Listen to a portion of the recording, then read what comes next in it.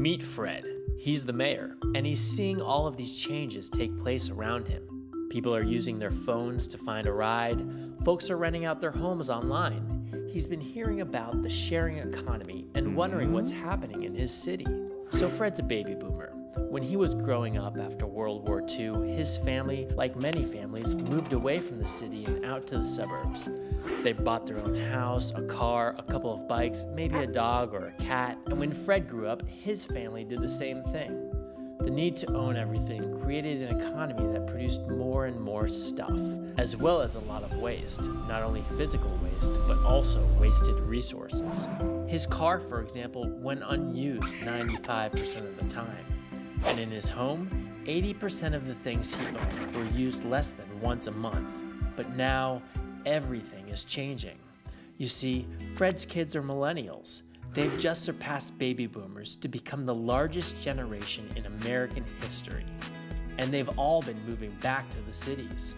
In the past 5 years, the growth of cities caught up to the growth of suburbs for the first time since the 1920s. But there are only so many houses and cars that can fit in a city. And this is where the sharing economy comes in. We now have these powerful computers, smartphones, in our hands, and we're always connected to everyone. As a consumer, you can get a car to pick you up with the touch of a button. And if you have an asset to share, like a spare room, you can make some extra money. The nature of work in this economy is changing too. People are more likely to change jobs or work several gigs. Right now, 1 in every 3 working Americans is a freelancer. The sharing economy helps out here by providing flexible work, like using your car to drive people around between jobs or selling homemade goods online to supplement income. We are finally able to share instead of own, and this actually reflects new values. More than 3 out of 4 millennials would rather pay for a service, experience, or event over owning something.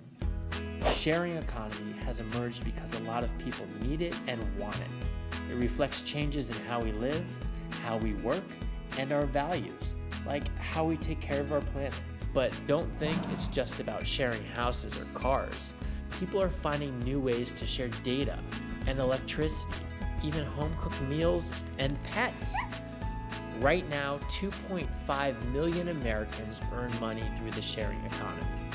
That's roughly the same as the number of teachers and staff working in public schools.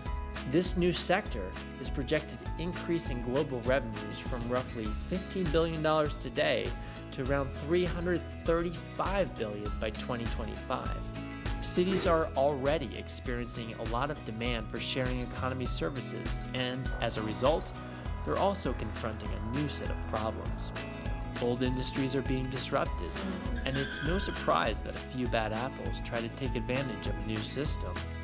Like any big transition to a new way of doing things, we are at a moment when we need a new set of rules.